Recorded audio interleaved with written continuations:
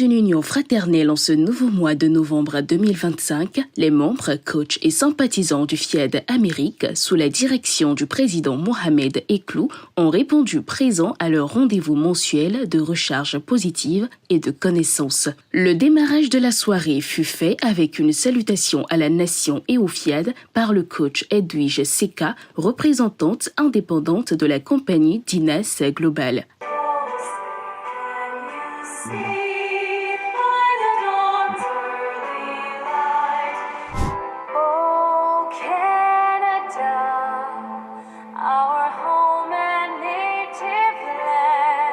Je m'engage à parler de santé, de bonheur et de prospérité à chaque personne à qui je parle. Après avoir renouvelé leur engagement, les participants à cette rencontre se sont rechargés positivement à travers une programmation conduite par le coach Gloria Hongweji, stocker dans un supermarché. Je renonce à ma nature humaine et à ses conditions charnelles. La soirée s'est poursuivie avec la phase des enseignements ouverte par le maître de cérémonie, le coach Eklou Mohamed. Son thème, Dieu n'est pas auteur du manque. Si Dieu ne crée pas le manque, qui crée alors le manque? Est-ce que c'est nous, par nos pensées, par nos paroles, par nos actions? Nous sommes faits à l'image et selon la ressemblance de Dieu. Et quand nous sommes avec lui, c'est-à-dire nos pensées, nos paroles, nos actes vont en ligne avec ce qu'il nous demande de faire. Nous ne pouvons manquer de rien si nous sommes avec lui.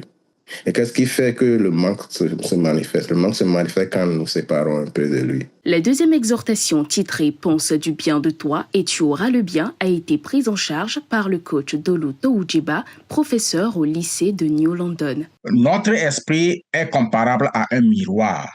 Si nous regardons avec critique, doute et mépris, le reflet renvoyé au monde sera fait d'incertitude et de peur. Inversement, quand nous choisissons de penser du bien de nous-mêmes, nous nous accordons de la valeur. Nous reconnaissons nos forces. Le bien que nous pensons de nous n'est pas l'arrogance, c'est de l'honnêteté et la reconnaissance. C'est le fondement de notre confiance. Ils ont ensuite écouté le développement du coach Bénédicte Poudou, chargé de conduire la troisième et dernière exhortation. Ce que nous nourrissons dans notre cœur, nous récoltons en retour ces pensées-là d'une manière ou d'une autre.